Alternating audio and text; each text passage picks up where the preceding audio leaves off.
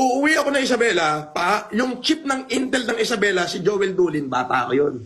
Yung bagong regional director ng Region 2, kilala nila Maya Lea yun, kilala nila Salvi Balaoro yun. Siyempre, hindi pa naniniwala hanggat hindi niya na-experience. Kaya nga, ipa-experience ko sa kanya.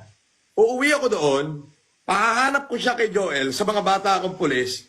Ako mismo, sasampalin ko siya ng mag-asawa sampal sa harapan ng buong pamilya niya para makilala niya ako. At pag umangil siya, puputukan ko siya. Yan. Ang naman ganun, sir. Alam mo kasi, kapag sinupot na kita, huwag ka nang magsalita. Ibig sabihin, I have all the reason bakit yung sinabihan ng supot. Ngayon, kung magsasalita ka ng pangit sa akin, ingungudgod kita sa harapan ng bahay mo, ganyan ako ka-abnormal. Hindi. Naku po. Unless wala ka sa Pilipinas, mag-basher ka sa akin. Okay, safe ka nun. Boss puso mo, sino kaaway niya? Unfriend nyo yun. Block nyo yun, yung JBL niya, supot yun.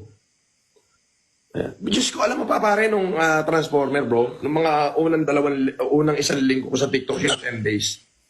Lahat ng alam niyang nakakausap ko, nagme-message sa akin, nagre-reply ako, sinisiraan niya. Yun ang reason ba't ako lumayo.